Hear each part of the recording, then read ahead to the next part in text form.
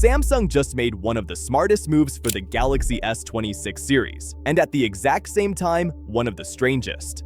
And while everyone was focused on the upgrades, Samsung quietly took something away that fans are going to hate. We've got 5 major updates to cover, so let's get into it. So first, let's talk about something Samsung almost never does. We've all seen Samsung's new AI privacy display in action. Originally, everyone assumed this would be an ultra-exclusive feature, just like Samsung always does. But according to a new South Korean report, the entire Galaxy S26 lineup is expected to get this feature. And that's surprising. Samsung has a long history of locking major upgrades to the Ultra first. Even today, a 2-year-old anti-reflective display coating is still exclusive to the Ultra. So the idea that this privacy display is coming to the entire S26 series is hard to believe. This hasn't been confirmed yet, so don't treat it as final. But if Samsung really pulls this off, it suddenly makes the regular S26 and S26 Plus feel like meaningful upgrades over last year.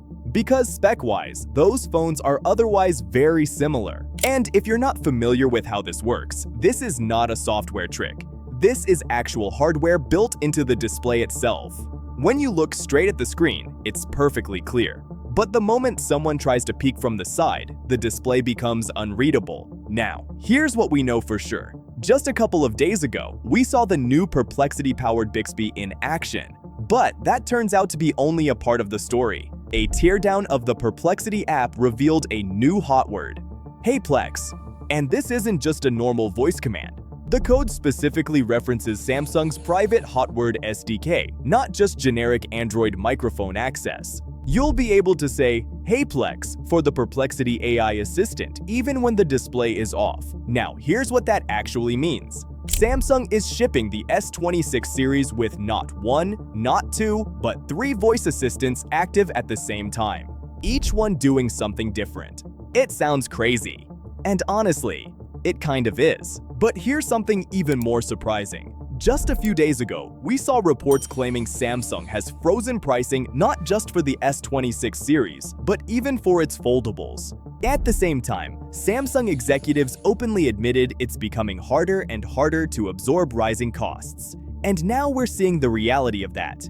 Yes, prices are going up. In Korea, it's already confirmed. The base Galaxy S26 is expected to increase by 44,000 to 88,000 Korean won, which translates to roughly $30 to $64 price increase.